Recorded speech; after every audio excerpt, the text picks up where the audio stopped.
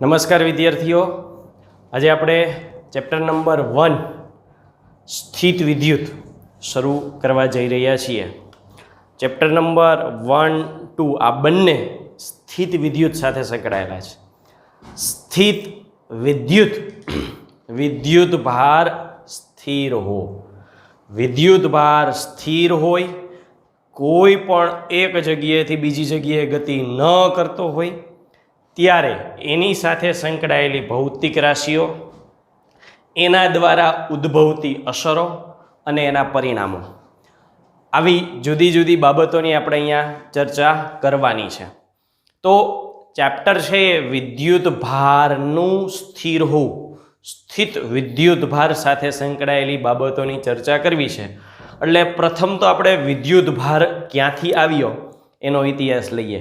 વિદ્યુત ભારની હિસ્ટ્રી શું છે, એનો ઇતિહાસ શું છે, વિદ્યુત ભાર કેવી કેવી રીતે વર્તે છે, ક્યાં ક્યાં જોવા મળે છે, એના પોતાના ગુણધર્મો શું છે, આ બાબતે આપણે ચર્ચા કરીએ. તો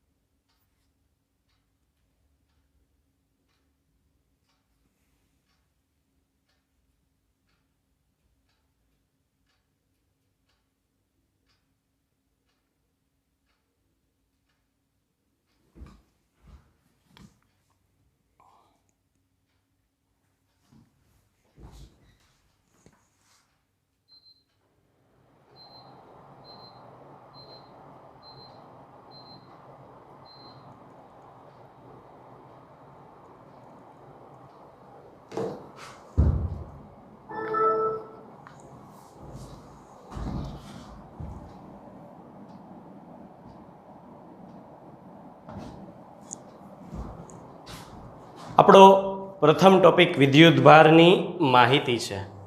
આપણે ચેપ્ટરના નામ મુજબ પહેલો ભાગ વિદ્યુત ભાર શું છે એના વિશે ચર્ચા કરીશું. તો વિદ્યુત ભારની પ્રાથમિક માહિતી, એની હિસ્ટ્રીની વાત કરીએ તો વિદ્યુત ભાર સૌ પ્રથમ છે, વિદ્યુત ભારનું અસ્તિત્વ છે એવી સૌ પ્રથમ ઈસવીસન પૂર્વે 600માં ગ્રીસ વૈજ્ઞાનિક થેલ્સ ઓફ માઇલ્ટસ, માત્ર માહિતી માટે છે, નામ યાદ રાખવાની કોઈ જરૂર નથી. આણે એ વૈજ્ઞાનિકે કોઈ ઘટનાઓ દ્વારા એને જાણ થઈ કે કોઈ પણ પદાર્થ છે એ વિદ્યુત ભાર જેવું કંઈક ધરાવે છે, વિદ્યુત ભાર જેવો કંઈક ગુણધર્મ ધરાવે છે. અને એ વૈજ્ઞાનિકે એના પરથી ઇલેક્ટ્રોન શબ્દ, જે કોને મળતો આવે છે, ગ્રીક શબ્દ છે. એટલે આ મોટા ભાગે કોઈ પણ વૈજ્ઞાનિક શબ્દો છે એની શરૂઆત ગ્રીક શબ્દોમાંથી, લેટિન ભાષામાંથી થયેલી જોવા મળે છે. તો ગ્રીક શબ્દ ઉપરથી ઇલેક્ટ્રોન આવ્યું, જ્યાં ઇલેક્ટ્રોનનો અર્થ એબર એવો પણ થાય છે. એબર છે એક દ્રવ્યનું નામ છે જે સુવાહક તરીકે વર્તતું હોય, અને એના પરથી નામ આવ્યું વિદ્યુત. જનરલી આ બધા જે નામ આવે છે ગુજરાતીમાં સમજી શકાય એવા, એનો મૂળ સ્ત્રોત સંસ્કૃત હોય છે.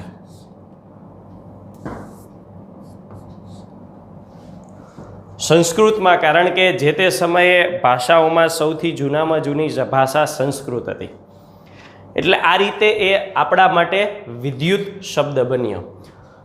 ઘરગથ્થુ પ્રયોગો દ્વારા આપણે વિદ્યુત ભાર એટલે કે વિદ્યુત છે એવું અનુભવી શકીએ.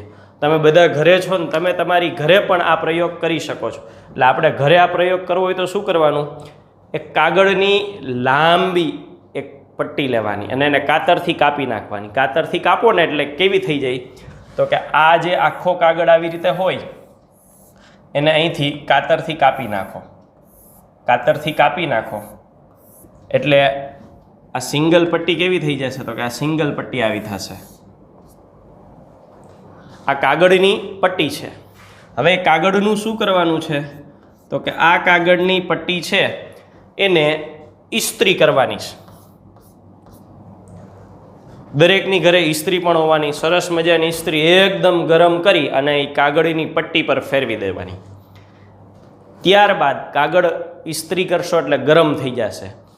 હવે એ કાગળને કોઈ પણ સ્ક્રીન, પછી એ ટીવીની સ્ક્રીન હોય, કમ્પ્યુટરની સ્ક્રીન હોય, કમ્પ્યુટરનું મોનિટર, આપણા મોબાઈલની સ્ક્રીન હોય, પણ વધારે પરિણામ ટીવી અથવા કમ્પ્યુટરના મોનિટરમાં મળે છે. એની નજીક લઈ જવું. એની નજીક લઈ જશું ને એટલે તણતણાટી જેવો અવાજ આવશે ને ચોંટી જશે. અને આવું કાગળ માટે જ થાય એવું જરૂરી નથી. તમે અનુભવે કર્યો છે, શિયાળામાં હાથને નજીક લઈ જાઓ, રૂવાટી ખેંચી લેશે, ઊભી થઈ જશે, તણતણાટી તીખારા જશે. ક્ષણ માટે આ ઘટના થશે તો એ ચોંટી જાય છે, ખેંચી લે છે. એ ખેંચું શું કામ, આકર્ષવું શું કામ? કારણ કે આપણે તો બેયને નજીક લાવ્યા છીએ, બેયને અડાડ્યા નથી, સંપર્કમાં નથી લાવ્યા, પણ નજીક લઈ જઈને છતાંય ખેંચી લે છે. તો કાંઈક બે વચ્ચે એવું બળ હશે કે જેને ખેંચવા માટે જવાબદાર છે. અને આ બળ ઉદ્ભવવાનું કારણ છે એ વિદ્યુત ભાર છે. ઇસ્ત્રી કરવાથી એમાં વિદ્યુત ભારની ગોઠવણી એવી રીતે થાય કે એ વિદ્યુત ભારિત હોય એવું વર્તન કરે અને એને લીધે સ્ક્રીન તરફ ખેંચાય. તો આ સામાન્ય ઘટના દ્વારા આપણે ઘરે બેઠા પણ કોઈ પણ પદાર્થ પરનો વિદ્યુત ભાર નક્કી કરી શકીએ. તમને મનમાં તરત પ્રશ્ન આવશે, સાહેબ કાગળ તો વિદ્યુતનું વહન નથી કરતું, તો વિદ્યુત ભાર ક્યાંથી આવ્યો? પણ છોકરાઓ 11મા ધોરણનું ચેપ્ટર નંબર 2 યાદ કરો ને, તો જ્યારે આપણે દળ ભણ્યા ત્યારે એવો મેં ઉલ્લેખ કર્યો છે કે વિશ્વનું કોઈ પણ દ્રવ્ય જે અસ્તિત્વ ધરાવે છે એ 2 આંતરિક ગુણધર્મ ધરાવે છે. એક દળ અને બીજો વિદ્યુત ભાર. આ બંને છે. પછી સુવાહક હોય કે અવાહક એ પછીની વાત છે, એ પછીનો ગુણધર્મ છે, પણ એની પાસે દળય છે અને વિદ્યુત ભારે છે. માનવ શરીર જ છે તો વિદ્યુત ભારિત છે જ. કોઈ પણ દુનિયાની વસ્તુ છે એના ઉપર દળ અને વિદ્યુત ભાર હોય ને હોય જ.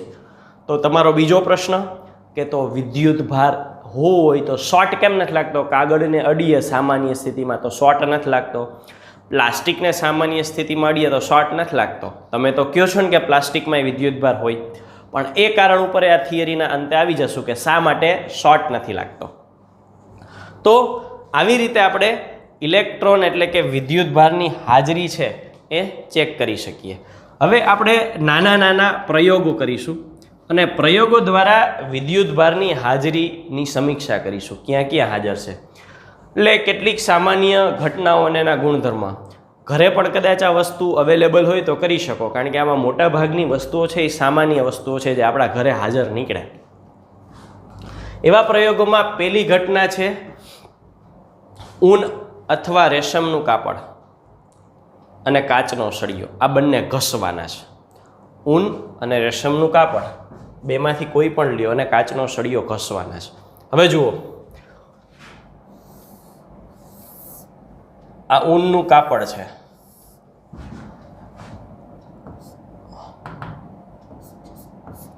એની સાથે હું ઘસું છું કાચનો સળિયો. આ કાચ છે, આ ઊન છે. આ ઊન સાથે કાચનો સળિયો ઘસ્યો. આ કાચ છે એ સળિયાને હું કહી દઉં છું સળિયા નંબર 1. સેમ સ્થિતિમાં બીજો એક સળિયો લેવાનો, ઊન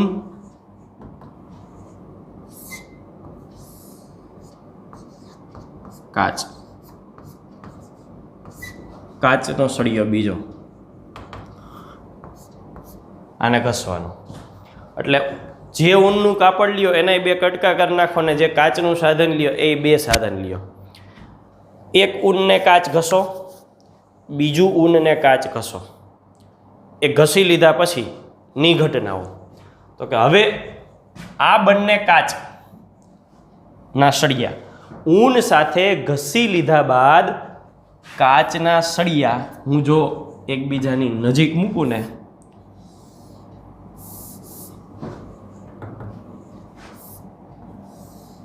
આ સળિયા નંબર 1 અને સળિયા નંબર 2 એકબીજાની નજીક મૂકું ને તો એ દૂર ભાગી જશે, એકબીજાથી દૂર જશે.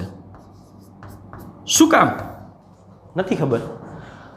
કાચના સળિયાને ઊન સાથે ઘસો એ પહેલા તમે બાજુ મૂકો ને તો ન્યા જ પડ્યા રહે છે, પણ ઘસા બાદ બાજુમાં મૂકીએ ને તો દૂર ભાગી ગયા, અર્થાત અપાકર્ષણ થયું.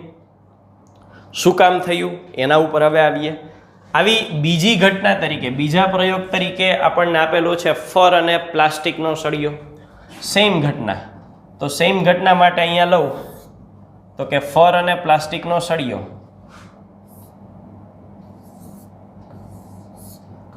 આ ફર, આના પણ 2 ટુકડા લઉં, એની સાથે પ્લાસ્ટિકનો સળિયો, સળિયા નંબર 1, સળિયા નંબર 2. આ બંનેને ઘસવામાં આવે. ઘસ્યા પછી બંને સળિયાને બાજુમાં મૂકો.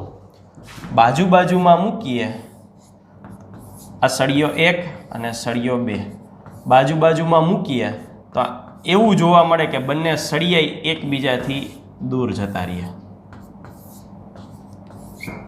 બંને સળિયા એકબીજાથી દૂર જશે. જો બંને કાચે એકબીજાથી દૂર ગયા, બંને પ્લાસ્ટિકે એકબીજાથી દૂર ગયા. હવે આમાં હું ત્રીજી ઘટના લઉં છું. ત્રીજી ઘટનામાં શું કરું છું તો કે ત્રીજી ઘટનામાં એક કાચ લઉં છું. આ કાચ અને બીજું પ્લાસ્ટિક. એક કાચ અને એક પ્લાસ્ટિકનો સળિયો ઘસેલો લીધો તો એવું થયું કે બંને શું થયું તો કે બંને એકબીજાની નજીક આવ્યા. હવે જુઓ ઘટનાઓ શું થઈ. ઘસેલા કાચના સળિયા દૂર ગયા, ઘસેલા કાચના સળિયા દૂર ગયા. આ કેસમાં ઘસેલા પ્લાસ્ટિકના સળિયા દૂર ગયા. પણ અહીંનો કાચનો સળિયો અને અહીંનો પ્લાસ્ટિકનો સળિયો બે ને બાજુમાં મૂક્યા તો નજીક આવ્યા, અર્થાત આકર્ષણ થયું. ઓલા બંનેમાં અપાકર્ષણ થયું અને બે જુદા જુદા ને નજીક લાવ્યા તો આકર્ષણ થયું. બે સળિયા જુદા જુદા હતા એટલે આકર્ષણ કે અપાકર્ષણ એવું જરૂરી નથી. તો એ તથ્ય ઉપર જઈએ કે આ 3 ઘટનાઓમાં જોયું શું, એના માટે આ 3 ઘટનાઓ યાદ રાખવી એટલે થિયરીના દરેક પોઈન્ટ આનો ઉપયોગ થશે. બે કાચ ઊન સાથે જ ઘસેલા હતા, દૂર ગયા. બંને પ્લાસ્ટિક ફર સાથે જ ઘસેલા હતા, દૂર ગયા. પણ એક કાચ અને એક પ્લાસ્ટિકનો સળિયો નજીક નજીક મૂક્યા ત્યારે એ હજુ વધારે એકબીજાની નજીક આવ્યા, એકબીજાને આકર્ષણ કર્યું. તો આ જે ઘટના છે એના ઉપરથી આપણે અમુક તારણો નક્કી કરી શકીએ. તારણોમાં મેં જે મુદ્દો ચર્ચા કર્યો એ જ પહેલું કારણ. શું થાય તો કે દ્રવ્યો છે એકબીજાને આકર્ષે કે અપાકર્ષે, એનું કારણ શું છે તો કે વિદ્યુત ભારો છે. વિદ્યુત ભારો કોઈ પણ રીતે એમાં આવ્યા અથવા ગયા જેને કારણે એમની વચ્ચે આકર્ષણ થયું છે અથવા અપાકર્ષણ થયું છે. એ કેવા વિદ્યુત ભારો હોય ત્યારે આકર્ષણ અથવા અપાકર્ષણ થાય એ મુખ્ય મુદ્દો છે. પણ બે ઘટના થઈ, આકર્ષણ અને અપાકર્ષણ, એને કારણે એવી ધ્યાનમાં આવ્યું કે વિદ્યુત ભારોના પ્રકારો એ 2 હોવા જોઈએ. કારણ કે 2 ઘટનાઓ થાય છે તો વિદ્યુત ભારો પણ 2 પ્રકારના હોવા જોઈએ. અને 2 પ્રકારમાં અહીંયા જો ઘસવાની પ્રક્રિયા દરમિયાન ઊન, ફર, પ્લાસ્ટિક, કાચ, બરુની ગોળી પણ એક પ્રેક્ટિકલ કરવા માટે નાનું પોચું સ્થિતિસ્થાપક માધ્યમ જ છે, પદાર્થ જ છે. આ બધાએ વિદ્યુત ભારિત થયા છે. ક્યારે? ઘસ્યા બાદ, ઘસવાની પ્રક્રિયા દરમિયાન. એના પહેલાં તો એ આકર્ષણય નહોતા કરતા અને અપાકર્ષણય નહોતા કરતા. ઘસ્યું ત્યારબાદ જ આકર્ષણ અને અપાકર્ષણ કર્યું. એટલે આકર્ષણ અને અપાકર્ષણ થયું એના પરથી નિર્ણય એ આવ્યો કે વિદ્યુતભાર બે પ્રકારના હોવા જોઈએ. અને આ વિદ્યુતભાર આવ્યા ક્યાંથી? તો કે ઘસ્યા બાદ જ આકર્ષણ અને અપાકર્ષણ થયું. પહેલાં તો નહોતું થતું. એ પહેલાં નહોતું થતું, અર્થાત ઘસવાની પ્રક્રિયા થતી હતી ને ત્યારે જ આ વિદ્યુતભારો એમાં આવ્યા હોય, તો જ આ ઘટના ઘસવા પછી થાય. તો એને આધારે વિદ્યુતભારિત થવાની પ્રક્રિયાના પ્રકાર બે, એ પણ આકર્ષણ અને અપાકર્ષણ પરથી. સમાન પ્રકારના વિદ્યુતભાર હોય, સજાતીય વિદ્યુતભાર હોય, તો એમની વચ્ચે અપાકર્ષણ થયું હોય અને વિજાતીય હોય તો આકર્ષણ થયું. આ કોના ઉપરથી કીધું ખબર છોકરા? ચાલો આપણે પ્રયોગમાં શું કર્યું તો કે કાચ પ્લસ કાચ કરતા હતા. કાચ અને કાચના સળિયા નજીક લઈ આવતા હતા એટલે બે સરખા સળિયા હતા. સરખા હતા એટલે સમાન સજાતીય. એમની વચ્ચે શું થયું હતું? બે કાચના સળિયા એકબીજાથી દૂર ગયા હતા. બંને પ્લાસ્ટિકના સળિયા એકબીજાથી દૂર ગયા હતા. એટલે સરખા સળિયા હતા ત્યારે અપાકર્ષણ થયું. એટલે એ નિર્ણય આવ્યો કે સજાતીય વિદ્યુતભાર, સરખા વિદ્યુતભારો હશે ત્યારે અપાકર્ષણ થશે. અને જ્યારે આપણે કાચ પ્લસ પ્લાસ્ટિક, એક કાચનો સળિયો અને એક પ્લાસ્ટિકનો સળિયો લીધો એટલે બંને જુદા જુદા કરી નાખ્યા, તો બે સળિયા જુદા હતા તો બે એકબીજાની નજીક આવ્યા, અર્થાત બે વચ્ચે આકર્ષણ થયું. તો પ્રયોગ પરથી મેળવેલો ચોથો નિષ્કર્ષ, ચોથું તારણ કે સમાન પ્રકારના વિદ્યુતભાર હોય તો બે એકબીજાને ધક્કો મારે છે, અપાકર્ષણ કરે છે. અલગ અલગ પ્રકારના વિદ્યુતભારો હોય, વિજાતીય વિદ્યુતભારો હોય તો એકબીજાને આકર્ષે છે, એકબીજાની નજીક આવે છે. તો આ જે વિદ્યુતભારોના પ્રકાર પાડે છે, બે પ્રકારોમાં સજાતીય અને વિજાતીયની વાત કરી, એ જે પ્રકાર છે ને આપણે કોઈ નામ આપવું પડે. તો એ નામ એનું આપવામાં આવ્યું ધ્રુવત્વ, પોલારિટી. વિદ્યુતભારનું ધ્રુવત્વ, પોલારિટી એ વિદ્યુતભારોનો ગુણધર્મ. એ ધ્રુવત્વને આપણે નામ આપીશું કે બે પ્રકાર છે તો એક પ્રકારનું ધ્રુવત્વ આવું અને એક પ્રકારનું ધ્રુવત્વ આવું. એ ઘસવાથી શું થયું એની વાત કરીએ તો કે ઘસવાથી પદાર્થો તેણે પ્રાપ્ત કરેલા વિદ્યુતભારો ગુમાવે છે. જો છોકરાઓ આ પોઈન્ટ છે એ ખૂબ અગત્યનો છે. આ છઠ્ઠો મુદ્દો જો ડિટેલમાં હું થોડું લઉં. ચાલો, આ ઊન છે, એની સાથે કાચ ઘસું છું. ઊન છે એની સાથે કાચ ઘસું છું. જ્યારે ઊન અને કાચ મેં ઘસ્યું ત્યારે ઊન છે એ વિદ્યુતભાર વિહીન હતું અને કાચ પણ વિદ્યુતભાર વિહીન થયા. ઘસ્યા બાદ એટલે અહીંયા હું બીજી પરિસ્થિતિ લખું.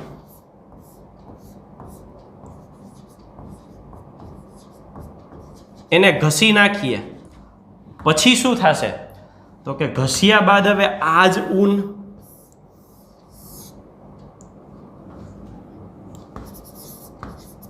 અને આ જ કાચનો સળિયો છે એને તમે જોશો એટલે ઊન છે અને કાચ છે એ બંને વિદ્યુત ભારિત થશે. કાચ છે એ વિદ્યુત ભારિત થયું અને ઊન છે એ પણ વિદ્યુત ભારિત થયું. અહીંયા સુધીનો પોઈન્ટ એટલે આપણે હમણાં ચર્ચા કરીએ જ કે ઊન અને કાચ આ બંનેને ઘસીએ, રેશમ અને પ્લાસ્ટિકને ફર અને પ્લાસ્ટિકને ઘસીએ, પછી જે આકર્ષણ અપાકર્ષણ કરે છે એટલે વિદ્યુત ભાર આવ્યા. ઘસવાથી બેયમાં વિદ્યુત ભાર આવ્યા. હવે હું ફરી પાછું આ બંનેને એકબીજાથી ઘસું છું, બીજી વખત ઘસતા, બીજી વખત પાછું આને આ ઘસું તો શું થાય તો કે બીજી વખત ઘસ્યા બાદ જો હું હવે એને ચેક કરું,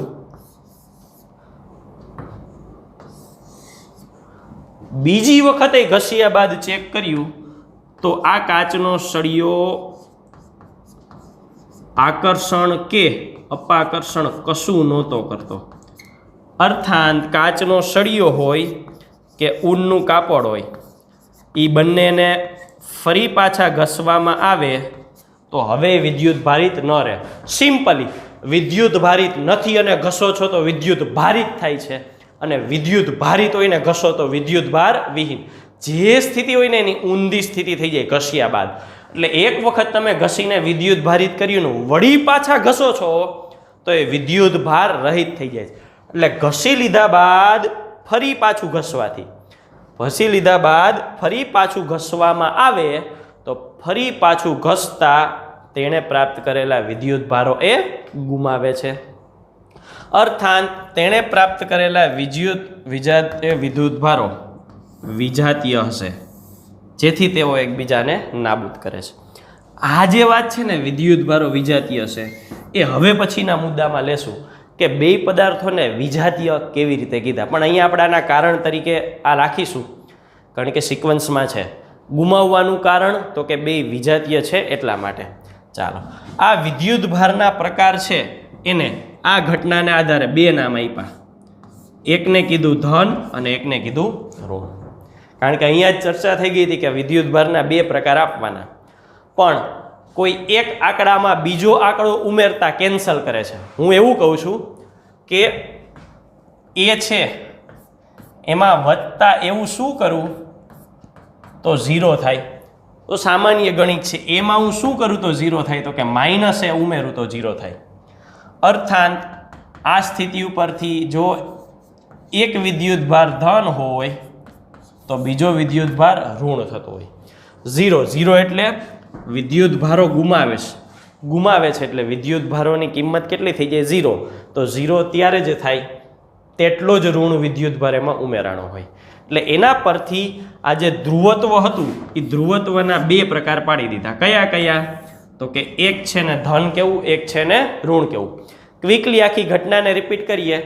છેલ્લે બે કાચના સળિયા એકબીજાને અપાકર્ષણ કરતા હતા, બે પ્લાસ્ટિકના સળિયા એકબીજાને અપાકર્ષણ કરતા હતા, પણ એક કાચ અને એક પ્લાસ્ટિક એકબીજાને આકર્ષણ કરતા હતા. એના ઉપરથી પેલી તારણ એ મળ્યું કે કા આકર્ષણ થતું હોય અને કા અપાકર્ષણ. આવી બે ઘટના થાય છે એટલે વિદ્યુત ભારો એ બે હોવા જોઈએ. અને આવી ઘટના જોવા ક્યારે મળી તો કે ઘસ્યા બાદ જોવા મળી. એટલે ઘસવાથી એણે વિદ્યુત ભારો પ્રાપ્ત કર્યા હોય. એ વિદ્યુત ભારો પ્રાપ્ત કર્યા એમાંય શું જોવા મળ્યું તો કે કાચ સાથે કાચ તો અપાકર્ષણ, પ્લાસ્ટિક સાથે પ્લાસ્ટિક તો અપાકર્ષણ, સરખા સજાતીય હોય તો અપાકર્ષણ, કાચ એક અને એક પ્લાસ્ટિક હોય તો આકર્ષણ, એટલે કે વિજાતીય હોય તો આકર્ષણ.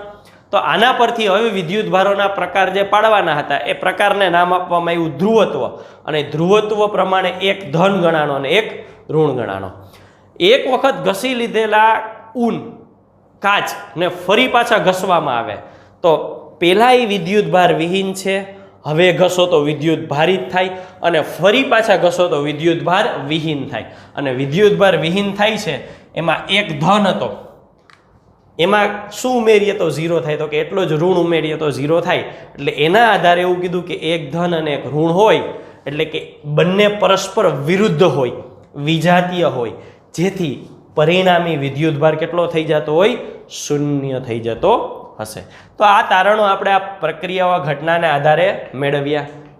હવે તો કે એ બાબતને આપણે થોડી ડિટેલમાં લઈએ. વિદ્યુત ભારોના પ્રકારની વાત કરવી છે તો વિદ્યુત ભારોના પ્રકાર માટે આપણે ફરી પાછી ઓલી બંને ઘટનાઓ લઈ.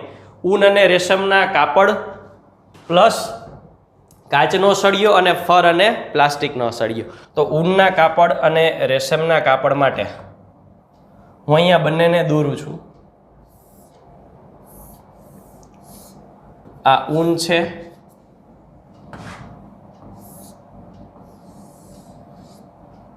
આ કાચ છે. બંનેને એકબીજા સાથે ઘસવાના છે. હવે ઘસ્યા પહેલાની સ્થિતિની વાત કરીએ તો અહીંયા 3 વિદ્યુત ભારો ધન છે અને ઋણ વિદ્યુત ભારો 3 છે. એનો અર્થ 3 ધન વિદ્યુત ભારો, 3 ઋણ વિદ્યુત ભારો, ટોટલ સરવાળો થાય 0. એટલે આપણે આને વિદ્યુત ભાર રહિત બોલીએ છીએ, અને વિદ્યુત ભાર રહિત જેવો બીજો શબ્દ વિદ્યુત ભારની દ્રષ્ટિએ તટસ્થ છે. છોકરાઓ, દુનિયાની કોઈ પણ વસ્તુ લઈ લ્યો, એ લાકડું હોય, લોખંડ હોય કે સિરામિક હોય કે એલ્યુમિનિયમ હોય, સામાન્ય સ્થિતિમાં દરેકમાં જેટલા ધન વિદ્યુતભાર છે એટલા જ ઋણ વિદ્યુતભાર હોય. એનો કુલ વિદ્યુતભાર 0 થતો હોવાથી એ વિદ્યુતભાર રહિત અથવા તટસ્થ દેખાય છે. અર્થાંત આપણે હાથમાં રાખીએ ને તો શોર્ટ નથી લાગતો. સામાન્ય લોખંડનો સળિયો છૂટો પડ્યો હોય ને હાથમાં લ્યો શોર્ટ નહીં લાગે, લોખંડનો કટકો હાથમાં લ્યો શોર્ટ નહીં લાગે. એટલા માટે કે જેટલા ધન વિદ્યુતભારો છે એટલા જ ઋણ છે, એટલા માટે એ શોર્ટ નથી લાગતો. તો વિદ્યુતભાર રહિત છે. જ્યારે હું કાચના સળિયાની વાત કરું તો કાચના સળિયામાં ધારો કે 4 ધન વિદ્યુતભારો છે અને 4 ઋણ વિદ્યુતભારો છે. ટોટલ કેટલા થયા? 0. એટલે કાચનો સળિયો પણ કેવો થશે? તટસ્થ અથવા વિદ્યુતભાર રહિત. કાચના સળિયામાં 4 ધન વિદ્યુતભાર છે અને 4 ઋણ વિદ્યુતભાર છે. સામાન્ય સ્થિતિમાં કોઈ પણ દ્રવ્યમાં જેટલા ધન હશે એટલા જ ઋણ હશે. મેં અહીંયા આંકડા એટલા માટે લીધા છે કે હું તમને મેથેમેટિકલી દરેક વસ્તુ સાબિત કરીને બતાવી શકું. બાકી આવડા કટકામાં 3 નહીં 3 કરોડ ઇલેક્ટ્રોન સમાઈ જતા હશે. તો આ ઘસ્યા પહેલાંની સ્થિતિ છે. હવે ઘસવું એટલે શું થાય? તો કે ઘસ્યા પછી જ્યારે હું ઊનના કાપડનું અને કાચના સળિયાનું અવલોકન કરું છું ઘસ્યા બાદ,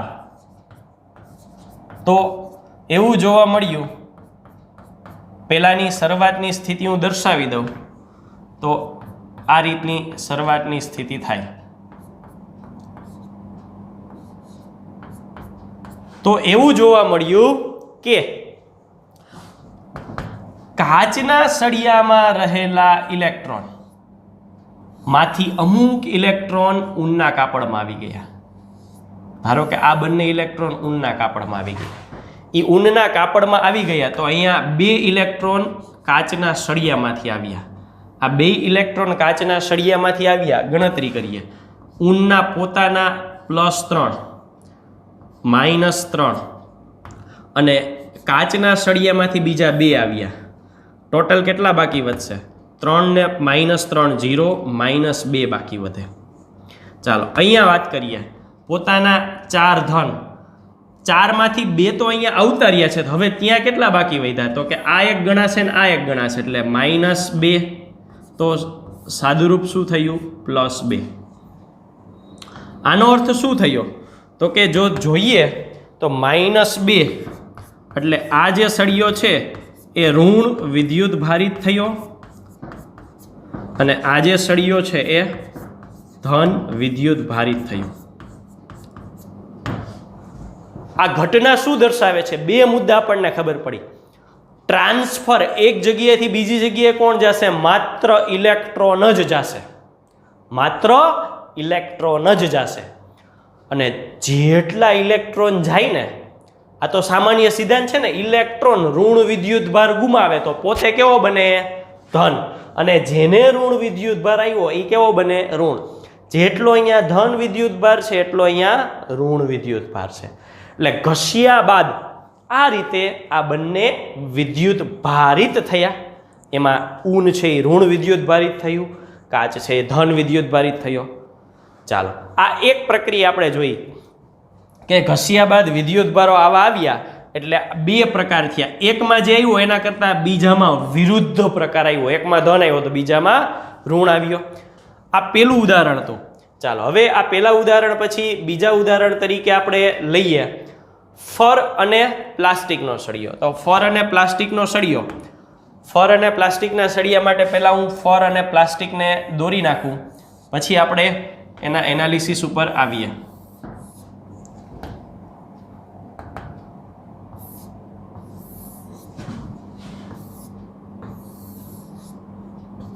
આ પ્લાસ્ટિક,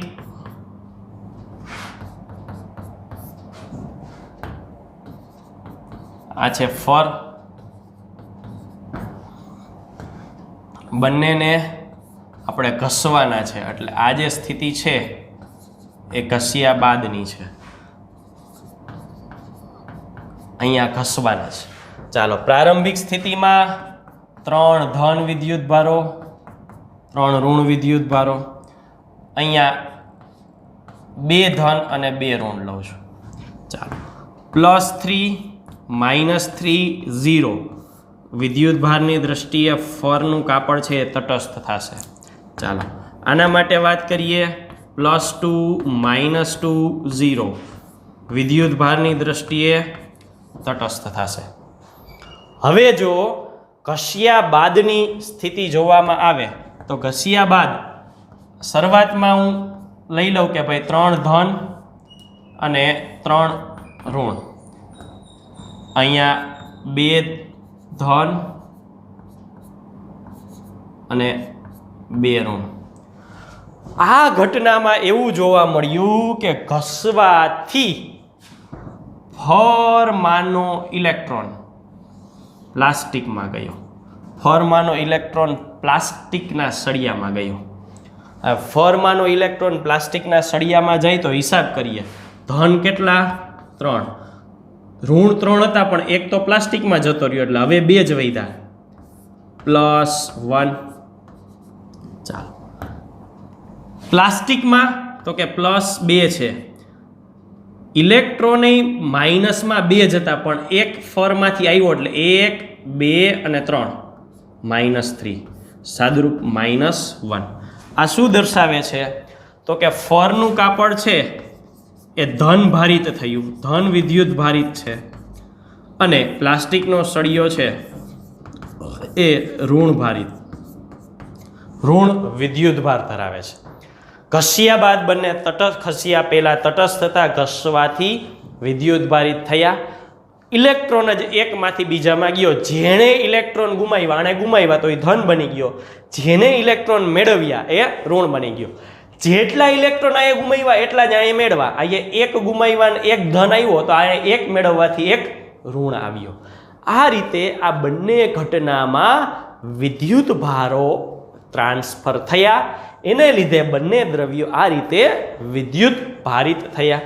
તો આ બંને ઘટનામાં વિદ્યુત ભારિત થવાની પ્રક્રિયા હતી.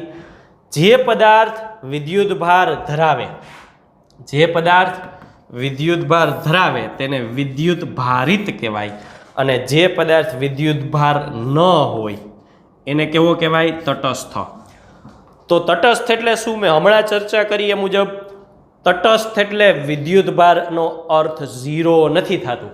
તટસ્થનો અર્થ શું થાય તો કે તટસ્થનો અર્થ થાય જેટલો ધન વીજભાર હોય તેટલો જ ઋણ વિદ્યુતભાર હોય તો કુલ વિદ્યુતભાર કેટલા થાય તો કે કુલ +a ધન અને -a કુલ કેટલો થાય? 0. એને વિદ્યુત તટસ્થ કહેવાય. આ બાબત ધ્યાનમાં રાખવી ખૂબ જરૂરી છે. તટસ્થનો અર્થ એક પણ વિદ્યુતભાર છે જ નહીં એવું નથી. જેટલા ધન હોય એટલા જ ઋણ હોય એટલે કુલ વિદ્યુતભાર 0 થાય એને વિદ્યુત તટસ્થ કહેવાય. બાકી એક પણ દ્રવ્ય એવું નથી કે જેમાં વિદ્યુતભાર હોય જ નહીં. વિદ્યુતભાર હોય અને હોય જ. એટલે આ ઘટના ઉપરથી મેળવેલા 2 તારણોની આપણે નોંધ કરી લઈએ. પહેલું અને બીજું, આ 2 ઘટનામાં આપણે શું કીધું તો કે કોણ ટ્રાન્સફર પામે છે? ગતિ કરતો વિદ્યુતભાર. તો કે ગતિ કરતો વિદ્યુતભાર કયો? તો કે ઋણ. માત્ર ઋણ વિદ્યુતભાર ગતિ કરે છે, ધન ગતિ કરતો નથી. જે ઋણ વિદ્યુતભાર મેળવે, જે ઋણ વિદ્યુતભાર મેળવે છે તે દ્રવ્ય છે એ ઋણ વિદ્યુત ભારિત બને છે, અને જે વિદ્યુતભાર ગુમાવે છે તે ધન વિદ્યુત ભારિત બને છે. તો આ વિદ્યુતભારની સામાન્ય અથવા બેઝિક સમજૂતી થઈ. આ મુખ્ય મુદ્દામાં જોઈએ તો વિદ્યુતભારના 2 પ્રકાર, ધન અને ઋણ. 2 ધન હોય એટલે કે સજાતીય હોય તો અપાકર્ષણ, 2 ઋણ હોય એટલે કે વિજાતીય હોય તો આકર્ષણ. હેરફેર ટ્રાન્સફર માત્ર ઋણ વિદ્યુતભારોની જ થાય છે. જે ઋણ વિદ્યુતભાર ગુમાવે એ ધન બને છે, જે મેળવે એ ઋણ બને છે. તો આ થઈ વિદ્યુતભાર વિશેની પ્રાથમિક માહિતી. એકમની વાત કરીએ. વિદ્યુતભારનો સ્ટાન્ડર્ડ એકમ એસઆઈ એકમ છે એ સી એટલે કે કુલમ્બ લેવામાં આવે છે. કેપિટલ સી છે, ખાસ જોવું. અન્ય બે વિદ્યુતભારોમાં સ્ટેટ કુલમ્બ છે અને એબ્સોલ્યુટ કુલમ્બ છે. આને બોલાય છે સ્ટેટ કુલમ્બ,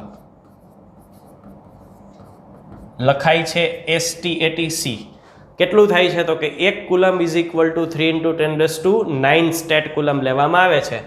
અને એબ્સોલ્યુટ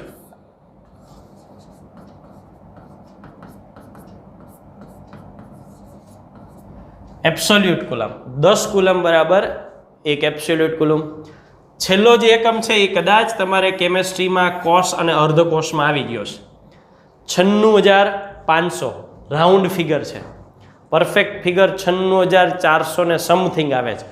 96,500 કુલમ્બ હોય તો એને કહેવામાં આવે છે એક ફેરડે. ફેરડે નામના વૈજ્ઞાનિક ઉપરથી આ એકમનો ઉપયોગ થાય છે. ક્યારેક કોમ્પિટિટિવ એક્ઝામમાં આ બંને એકમોનો ઉપયોગ થતો હોય છે. બાકી સામાન્ય રીતે કુલમ્બ જ એકમ તરીકે વાપરવામાં આવે છે. તો આ થઈ વિદ્યુતભારના એકમની વાત. જો આપણે એના પરથી પારિમાણિક સૂત્ર બનાવવું હોય તો પારિમાણિક સૂત્રની વાત કરીએ તો 10મા ધોરણના થોડા બેઝનો ઉપયોગ કરીશું કે પ્રવાહ ઇઝ ઇક્વલ ટુ વિદ્યુતભારના છેદમાં સમય. તો વિદ્યુતભાર ઇઝ ઇક્વલ ટુ પ્રવાહ ગુણ્યા સમય. ચાલો, દળ નથી, લંબાઈ નથી, સમય છે તો t⁻⁴ અને I એટલે પ્રવાહ માટે A1. ઘણી વખત એવું પણ જોવા મળેલું છે કે M0 L0 T0 લખી નાખે તો એવા કેસમાં સીધું વિદ્યુતભારનો Q કરી નાખે છે અને એની ઉપર 1 લખેલું હોય. સ્ટાન્ડર્ડ એસઆઈ એકમ તો એમ્પિયરમાં જ આવે, ક્યુમાં ન આવે, પણ ઘણી વખત વાપરે છે. તો એવું હોય ત્યારે આપણે સ્વીકારવાનું રહેશે. પણ જ્યાં સુધી એમ્પિયર અને ટી બે ઉપર એક હોય ત્યાં સુધી પહેલી પ્રાયોરિટી એમને આપવાની રહેશે. તો આ થયા વિદ્યુતભારોના એકમ અને પારિમાણિક સૂત્રની વાત. અહીંયા આપણે વિદ્યુતભારની ચર્ચા પૂર્ણ કરીએ છીએ.